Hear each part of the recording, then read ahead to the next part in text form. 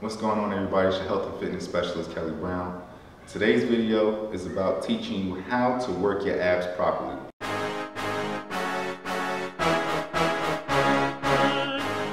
So I'll show you what to do, I'll show you what not to do, but we're gonna get into about 3 different exercises and I'll explain to you why we're gonna do them.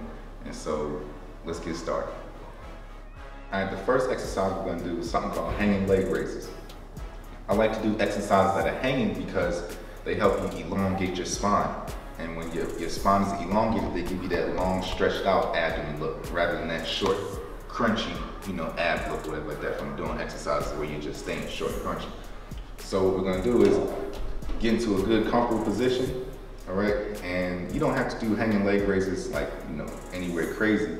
You do it for a feeling. So when you can find an area that you really wanna attack, like let's say we're working on the lower abs or mid abs or even the upper abs, something like that, then you can kind of just you can bring your legs up high enough to attack those particular areas. So I'll show you what I'm talking about.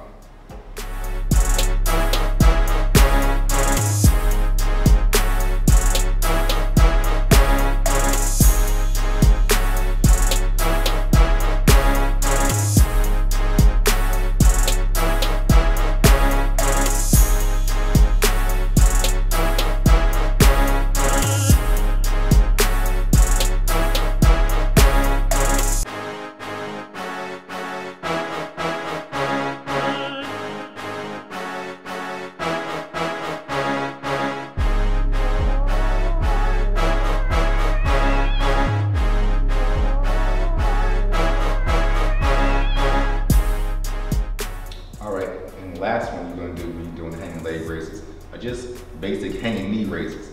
And sometimes if you don't have the upper body strength to hang on for one of these, you can always do them from like a dip rack where you're sitting into it and just raising your legs like that.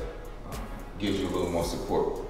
But what I like to do is bring my knees up, behind.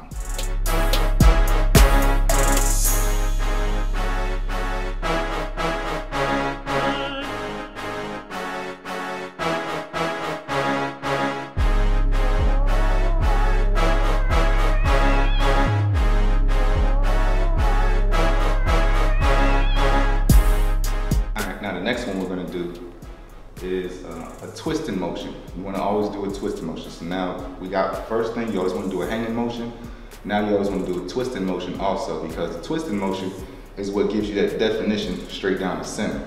All right, you don't just want to think that you can do one ab exercise and it's going to affect the same type of abs. You always got different parts of your abs. Even when doing planks, when you're doing your transverse abdominis, which is the layer beneath the pats that makes you strong. You get that from doing planks and stuff. But if you're a little more advanced and intermediate, you don't really have to do those too much, okay? But what we're gonna do now is a twisting motion, and I like to do mine on a decline. If you like to do yours by doing like bicycle crunches or something like that, or sitting on a Swiss ball, you can do those too, on a Bosu ball, whatever, or even with a holding a medicine ball, you can do those too. But I'll show you what I like to do.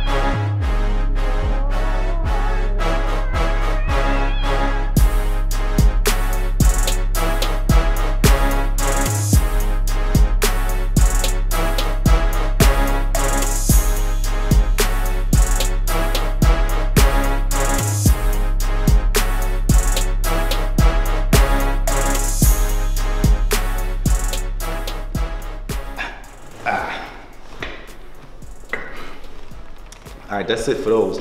That's it for the twisting exercises. Like I said, you can do whatever kind you want to. Bicycle crunches, on a Swiss ball, something like that. Right now, these are the ones I like to do on a decline, and it definitely helps build that separation down the middle, builds that line, that connection that splits apart them abs. All right, let's move on to the next exercise. All right, and the third type of exercise you want to do is something for your obliques. Now, I'm not really too concerned about what exercises you want to do for your obliques. We'll get to that in a second. I'll tell you what not to do. But you always want to do something where you're getting a chance to really contract the obliques and get a good stretch in those as well, like elongating them. Because I think what happens is a lot of people think abs and they forget that it's different parts to your abs. You know, you got your inner abs, your packs, lower abs, your obliques, even your lower back sometimes can count as abs as well, depending on what you're trying to look like. So right now, let's get into my favorite oblique exercise that I've been doing for years, and I'll show you exactly what I do to build them up and to give you that nice V taper, something that a lot of people forget, okay?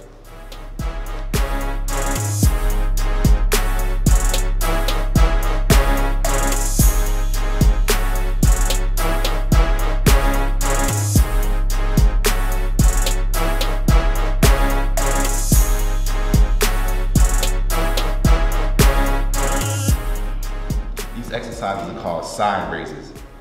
Side raises on the floor. And whatever you do is you'll just do one side, switch over, do one other side.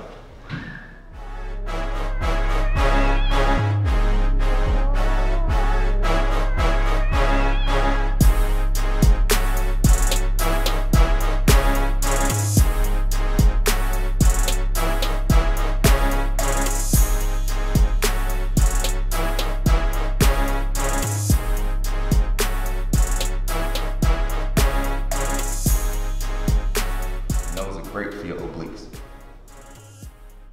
All right, so the last exercise, and this is gonna be some bonus footage. This is the exercise that you never wanna do when you're working your abs. The reason being is because when you work out your abs, you wanna make sure that this area stays small and tight all the way around, and you wanna have bigger lats, wider chest, bigger back, big wide shoulders, so that you can build that illusion of that V taper. But when you add weight to your chest, what happens? Your chest grows, right? When you add weight to your shoulders, what happens? Your shoulders grow. You add a lot of heavy weight to your legs, they grow, etc. So the key is you want to try not to add heavy weight to your abs. You want to make sure that you're just doing body weight exercises that keep the midsection lean and not bulky. So the key thing that you always want to remember is never to add weights, at least to your obliques. I know some people like to do weighted stuff for the front portion of the abs, which is fine, but you don't want to do any weights with your obliques. And this is probably the worst exercise that you can do. This move right here.